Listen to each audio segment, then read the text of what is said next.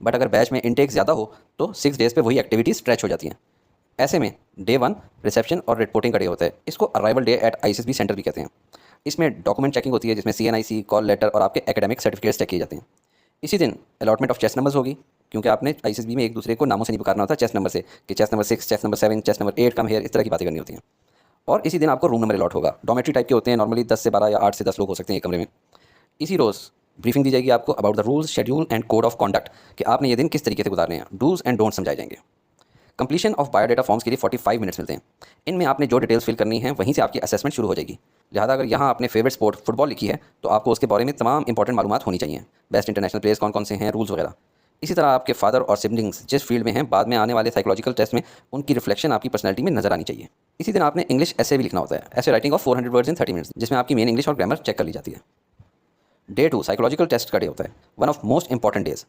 Intelligence based test होते हैं on your thoughts, कि आपने नॉर्मली स्ट्रांगली एग्री या डिसएग्री कर लेना होता है चीज़ों से। Verbal, non verbal, MCQs based होते हैं। मैकेनिकल एप्टीट्यूड टेस्ट होता है for first time appearing in ISB. जो सेकंड टाइम अपीयर हो रहे होते हैं उनका नहीं, ये पिक्चर बेस्ड होता है। मैकेनिकल कंप्रीहेंशन होती है और एप्लीकेशन का टेस्ट होता है। जैसे यहाँ पे आपको 2 क्रेन्स नजर आ रही हैं, पूछा जा रहा है कि जी कौन सी इसमें टॉपल हो जाएगी। इस तरह के आसान और सादा क्वेश्चन होते हैं। पर्सनैलिटी टेस्ट होते हैं, जिनको साइकोलॉजिकल टेस्ट भी कहते हैं। इनमें picture story writing with final outcome करनी होती है। 4 से 6 पिक्चर्स दिखाई जाएंगी, उस पर आपने स्टोरीज बनानी होती है। वर्ड एसोसिएशन टेस्ट, जिसको वैट भी कहते हैं, 100 वर्ड्स दिखाए जाते हैं। 10 सेकंड के लिए एक वर्ड दिखाया जाएगा और उसी टाइम में आपने उस पर सेंटेंस भी लिखना होगा। सेंटेंस कंप्लीशन टेस्ट होते हैं उर्दू में भी और इंग्लिश में भी। इसके अलावा सिचुएशन रिएक्शन टेस्ट, आपको एक सिचुएशन दे दी जाती है और आपने उसके अंदर रिएक्ट किया, आपका क्या रिएक्शन होगा उस सिचुएशन में, ये बताना होता है। और psychological interview for few candidates, सबका नहीं लिया जाता, कुछ लोगों का साइकोलॉजिस्ट ले लेता है। बहुत एक्सटेंसिव टेस्ट होते हैं ये, काफ़ी घंटे लगते हैं। इसी में आपसे आपकी स्ट्रेंथ्स और आपकी शॉर्टकमिंग्स पूछी जाएंगी। अपनी खूबियों खामियों में सच लिखें, मगर सोच समझ कर। I will give tips. Day 3, अब आप जीटीओ के हवाले हो चुके हैं, जो हर वक्त सन ग्लासेस लगाकर फिर रहे होंगे। आपने अननेसेसरीली उनकी तरफ नहीं देखना। ग्रुप डिस्कशन और पब्लिक स्पीकिंग, बगैर प्रिपरेशन के कुछ नहीं बनेगा आपका। इसमें करंट अफेयर्स और सोशल इशूज़ के ऊपर टॉपिक्स होते हैं, तो इसकी भी मैं आपको प्रिपरेशन करवाऊंगा। ग्रुप डिस्कशन के बाद ग्रुप प्लानिंग एक्सरसाइज, जिसको military problem solving with maps होती है। डिजिटल मैप्स आपके सामने रख दिए जाते हैं और आपको कोई कंडीशन दे दी जाती है, सिचुएशन दी जाती है और कहा जाता है ग्रुप में इसको प्लान करें आपस में।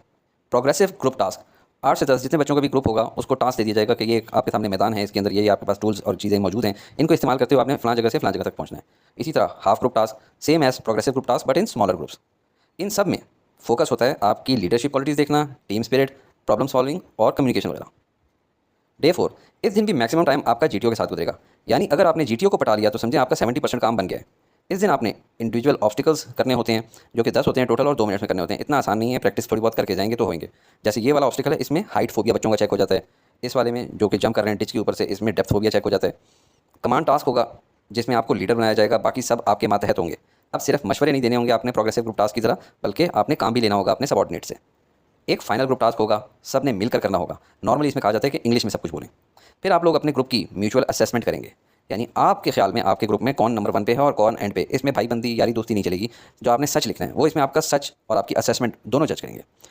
इसके बाद इंटरव्यू विद डिप्टी प्रेसिडेंट होगा, जिसमें आपसे पर्सनल क्वेश्चंस भी होंगे, आपका एकेडमिक बैकग्राउंड भी पूछा जाएगा, जिसकी बेसिस पे आपसे साइंस के क्वेश्चन भी पूछेंगे, करंट अफेयर्स पे भी सवाल होंगे, हॉबीज़ भी पूछेंगे।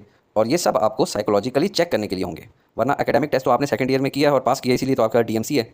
Based on experience deputy president आपकी ऑनेस्टी को इजीली गेज कर लेंगे। So don't lie but don't give away your bad deeds. मैं इसके ऊपर भी टिप्स दूंगा। देखिए, ये एक साइकोलॉजिस्ट बैठी हुई है या बैठा भी हो सकता है, जो कि आपकी बॉडी पोस्चर से अंदाजा लगा रहा होगा कि क्या आप झूठ बोल रहे हैं, सच बोल रहे हैं। ये अंदर नहीं बैठा होगा, ये यहाँ बाहर बैठा होता है कमरे के, और कमरे का दरवाजा लॉक होता है। ये नेक्स्ट कैंडिडेट है जो अपनी बारी का वेट कर रहा है। एआई ने जल्दी में गलत पिक्चर बना दी। ऑन 5th डे अगर कुछ कैंडिडेट्स रह गए हैं तो उनके इंटरव्यू किए जाते हैं, और अगर किसी कैंडिडेट पे कोई डाउट हो या जीटीओ, साइकोलॉजिस्ट और डिप्टी प्रेसिडेंट में स्प्लिट डिसीजन हो तो उसका री इंटरव्यू भी किया जा सकता है। लास्ट डे, जो कि कभी कभी 4th या 5th डे पे भी क्लोज हो जाता है, इस दिन आपको रिजल्ट बताया जाता है और इसी दिन आपका डिपार्चर होता है। अल्लाह सुब्हानहू व तआला करे आप सब लोग रिकमेंड हों इंशाल्लाह। आगे बढ़ने से पहले अगर आप इसकी डिटेल्ड वीडियो देखना चाहते हैं तो आईएसपीआर की इस वीडियो का लिंक आपको मेरी डिस्क्रिप्शन में मिल जाएगा।